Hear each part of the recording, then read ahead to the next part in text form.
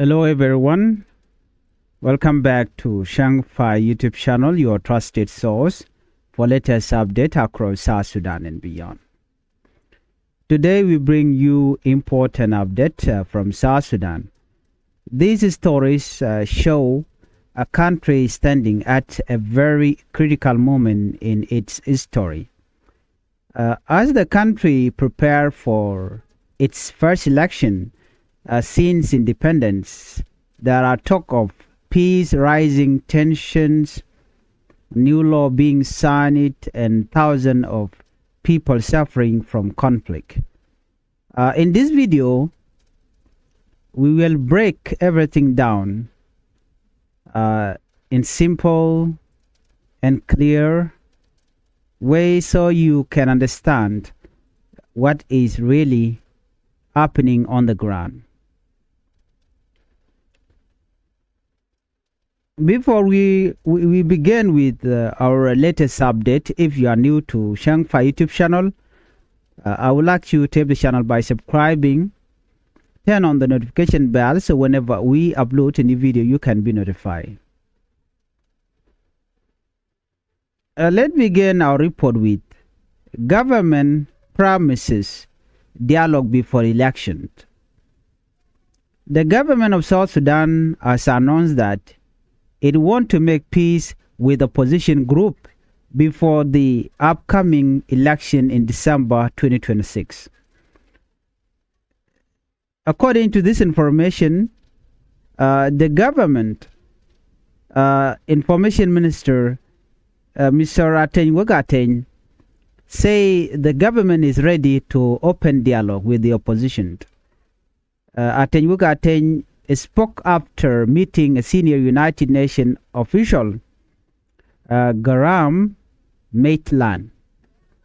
In simple terms, the government is saying we want to talk instead of fighting. They are planning to reach out even to groups that are currently in conflict with them, like SPLIO. One of the key figures in this situation is Dr. Riek Machar.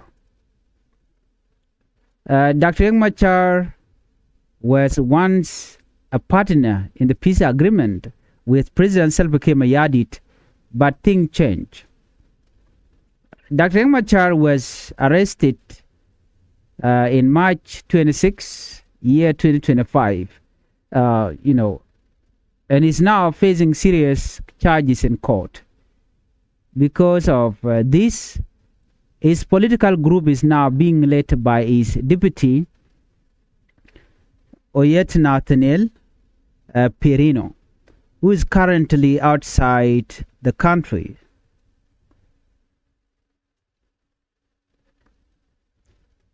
So what is the problem? Even though there is peace agreement signed in 2018, many part of it have not been fully implemented by the government. There is still mistrust between leaders, delays in reform, and ongoing fighting in some areas like Jonglei, Unity State, Upper Nile, and so forth, up to Western Equatoria or Eastern Equatoria. The United Nations has warned that if things continue like this, the peace agreement could collapse. Let's look at the security situation. There is also fighting happening in areas like Jonglei, Upper Nile State, Unity, Western Equatoria. These clashes are mainly between government forces and opposition fighters. Because of this, many people are worried that election may not be peaceful. So the question is, will election still happen? According to this report, the government under President Salva Kiir Mayardit is saying yes. The government say yes. They confirm that election will take place in December 2026 as planned. They confirm it. This election is very important because It will be the first national election since independence in 2011. Well, but there is pressure from the international community to make sure the election are peaceful.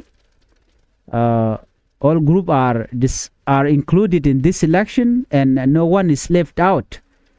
Let's look at the United Nations position. The United Nations said its main goal is simple: peaceful election for everyone. They also promise to support the process, help prepare institutions, and give technical assistance. But there are controversy over new changes.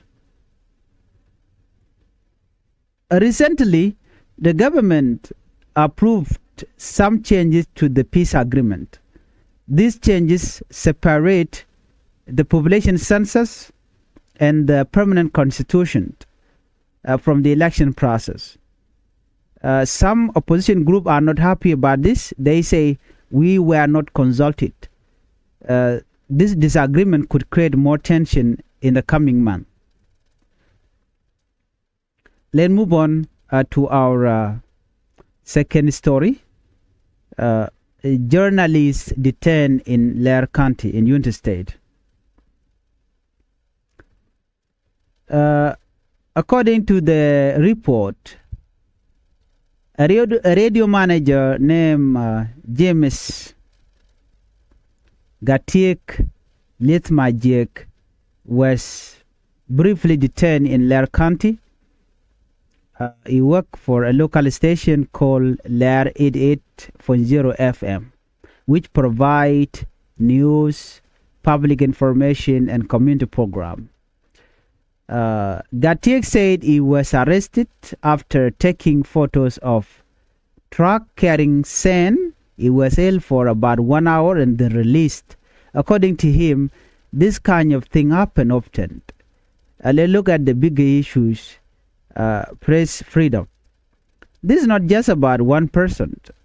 Journalists in South Sudan often face arrest, intimidation, and questioning, especially when reporting on sensitive issues. The local commissioner, Stephen Tankeriekdong, denied that it was an arrest. He said it was just a discussion. This shows a common problem. Different version of the same event, lack of transparency. Now, let's talk about economic and regional development. President Salva Kiir Mayardit has signed a new law called the East African Community Treaty Act 2026.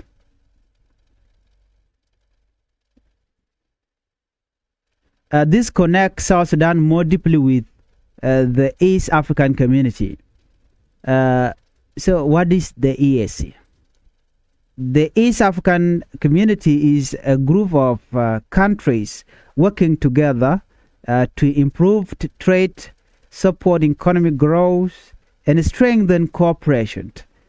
A legal expert, Ben Gideon Mabor, said this is a big step forward. He explained that the country must now improve infrastructure, align its law with regional rules, and support trade and movement. However, South Sudan still need to remove trade barrier, pay outside fees, and consult citizens on regional agreement. So while this is progress, there is still a lot of work to do. Now we turn to a serious humanitarian issues. Humanitarian crisis in Jonglei. According to this report, more than 4,000 people have been displaced due to fighting in Jonglei State. They have moved to PG County, but conditions are very difficult. Many families are sleeping under trees, without shelter, without proper elder care. A local leader by the name Pur Paul said People have food but no shelter or services in the area. As the rain began, the situation became worse. There is a high risk of disease outbreak and especially waterborne disease or waterborne illness. A representative in Nyamaruan said, "We are thankful for food, we still suffer." They say they still suffer even though they have food. Local authorities, including Suleiman Deng, are asking for urgent support.